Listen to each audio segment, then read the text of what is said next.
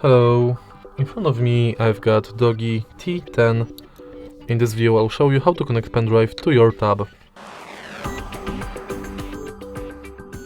In the beginning make sure that your pendrive has a USB-C stick and then simply plug it to charging port in your tab.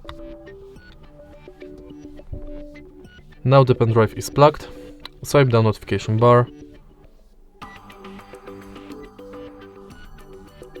cancel and go to portable storage.